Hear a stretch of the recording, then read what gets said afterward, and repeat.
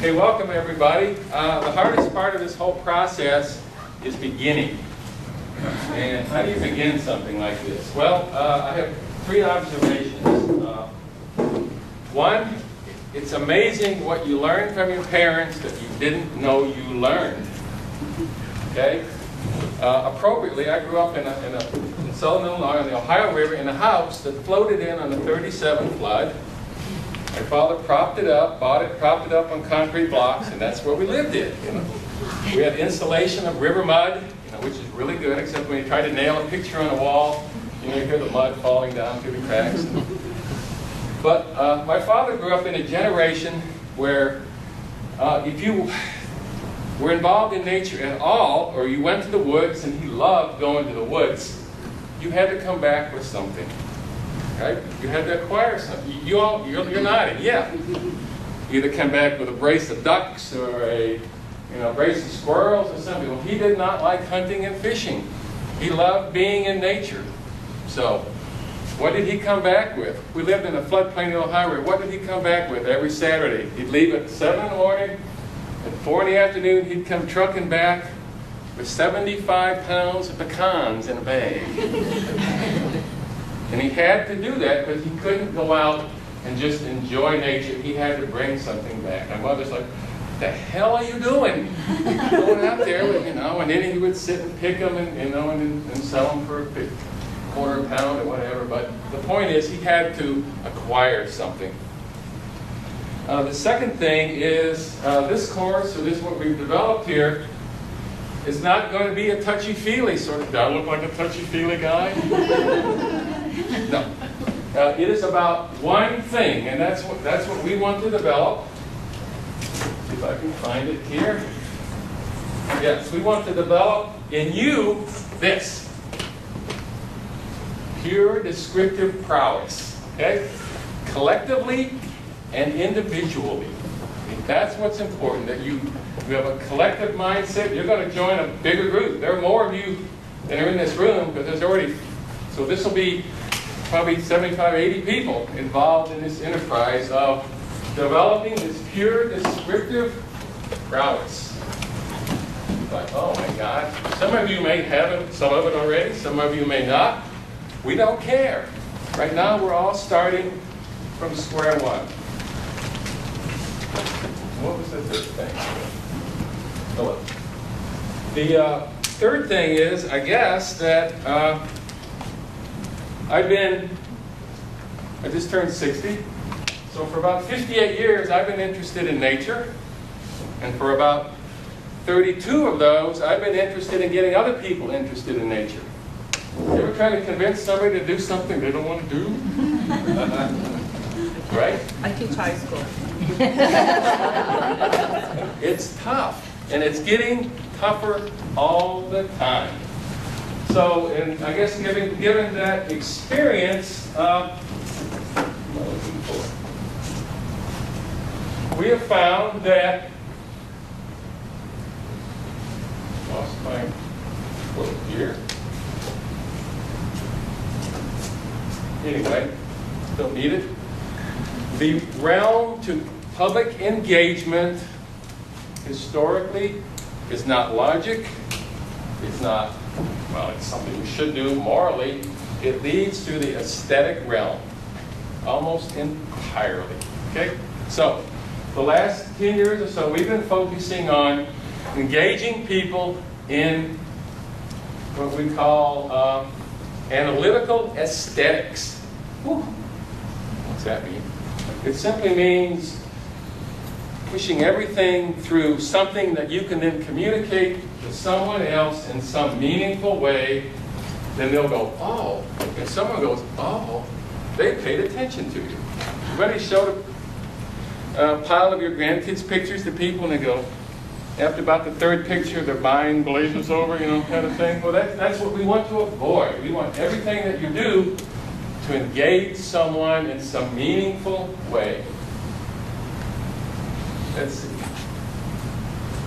The other thing that we're going to do in this class, it's amazing where you find quotes, and we use lots of quotes. And this was watching the woodwright shop the other day, and there was a Japanese woodworker on, and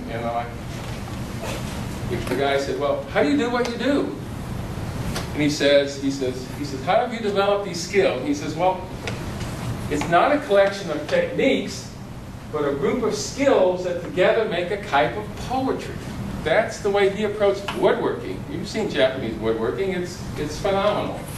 And that's what we're going to do in this class, is we're going to develop a collection of skills in each of you that when you collectively put them together, when you individually put them together, it makes a kind of poetry. I've seen it over and over and over again. Now the first class is always like kind of tentative, like, oh, what have I got myself into, kind of thing, which is okay. Well, I remember my third point. This class is going to be rather intense. In honor of Michael, who's an archaeologist, and the site that we are, I once read a nonfiction book where prehistoric humans, it was a tough life. And when they slew a mammoth or slew a mastodon, they would all engorge on it, eat as much as they could, and then they'd crawl away and spend a week digesting it, right? And then the next time they got one, they would do it again. That's the way this class is going to be. Every Saturday, we're going to engorge you with stuff and information. You're going to have 2 weeks to go home and digest it, okay? And then come back with products and information and so forth. Okay. So this week we're going to be indoors. Next week, the next 3 weeks, we're going to try to do some stuff outside because we have good weather. With this many people, we're going to see how it goes. We're going to be working on the grounds of the museum. So I would suggest each and every one of you invest. And at CVS, they have a sale on these little garden pads. $1.99 for sitting on ground and so forth, I guess we could have brought everybody one, but they didn't have 45 of them. So when you're out in the field working, you can be comfortable, because if you're comfortable, then you do things. If you're not comfortable, you have a tendency not to do things, right? You want to get inside. All right, so any questions before I go over the notebook? I want to make sure everybody got everything. Everybody got a notebook. This will be full by the end of the class. And in your notebook, you have a hang tag. So we would ask you when you're on site, so they know who you are. So we originally gave everybody magnetic tags, so they left them on the car, and of course they blew out. So we said this was a better thing. Okay. You have some handouts in the pocket. You have one of these things. You have the information sheet for every week. We will give you a diagram of what we're going to go through. There are 3 sets of tabs in there. There's a writing section, a photo section, and a drawing section. You may write your own, organize your book any way that you want, but these are the activities, and this is the information that we will give you. Every week you will make sure you bring this. Everybody got a packet of, writing. These may not look like writing supplies, but they are. Okay. There should be some tabs, some Post-its, a highlighter marker, the modified Beaufort scale index for wind, for land. Well, why you need that, we'll tell you a little bit. You have a little packet of art supplies, and you'll be getting more. There's a drawing pencil, a Sharpie, 3 different erasers, and a bunch of blending tools. 3 publications, 4 publications, which is just background information for you on the article I'm here on scientific journaling. The Illinois Steward we'll tell you more about later. The new publication we just did on natural areas in Illinois, and another Illinois Steward, which we'll talk about why that's in our bill a little later also. And an ancient calendar. This one has to be 2005, which is when we started the first Emiquon Corps. And probably the most important thing in there is this. This is your working journal, okay? And it has dividers, and it has, right now it has 14 sheets of writing paper, and it has 10 sheets of drawing paper. It will have more in it. when we give you assignments, we would like you to do your assignments in your journal, because this is going to get you used to keeping a field journal. Okay? The reason we use this type is because this one you can remove the pages, you do it gently, and put it back in. So, you know, you get that beautiful bound journal. You know, I'm not using it because I don't want to make a mistake in it. Okay. Mistake is gone. Okay. So, this is your working. This will be quite thick by the time you're done. Okay. And we also brought the punch that goes with this. So if you have anything that you want to bring to put in your journal we haven't thought about, we brought the punch along for you. And let's see, is that? Okay. All right. So anybody questions? So next week, I would suggest you bring your camera with you.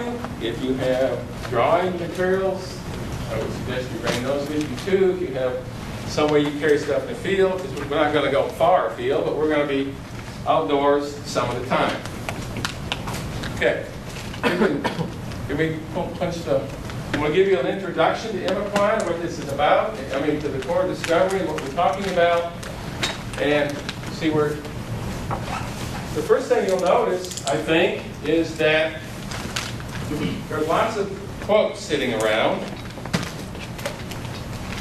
and as Emerson once wrote, he says, in every work of genius, we recognize our own rejected thoughts. Right? Oh, I thought of that, and I didn't do it.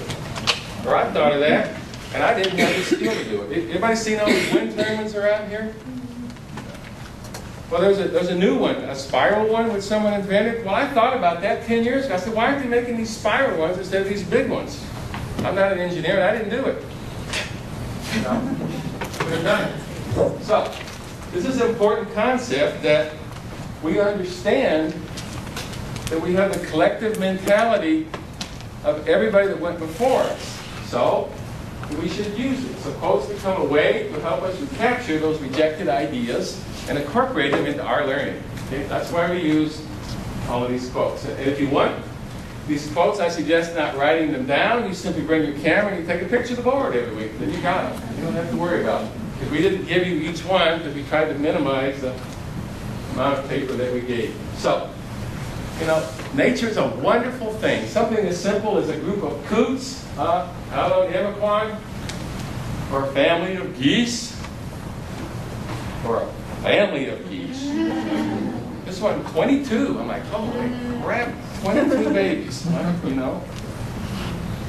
Or in southern Illinois, American featherfoil blooming in a quiet swamp. Or the legs of a caterpillar, polyphemus moth. All those things, pelicans. Oh, pelicans out here. You want to see pelicans? About a mile, you see pelicans. Or go to the Ecuadorian cloud forest and see 42 species of hummingbirds. Climb a mountain in Mexico and see 100 million monarchs. Wow. Go to the Appalachians and see salamanders that look like plastic toys. In other words, we have all seen things in our lifetime, probably this morning, if you think about them, of unimaginable wonder, right? Absolutely. I see it every day. And like my father, I have the acquisitive need. So when I go into the woods or go into the prairies, I have to bring something back. If I don't, I'm crazy. If I go out there and I don't have a camera, I'm nutting a fruitcake. Why didn't I do that? Yeah, I missed it. It's gone forever. So, the question is, when you go out into nature, anywhere, did you have the wherewithal, the drive, the skill, the desire to capture something in some meaningful way that could be translated to someone else? And that's what this course is about. In other words, if things seen or experienced and not captured in some meaningful way are relegated at best to the realm of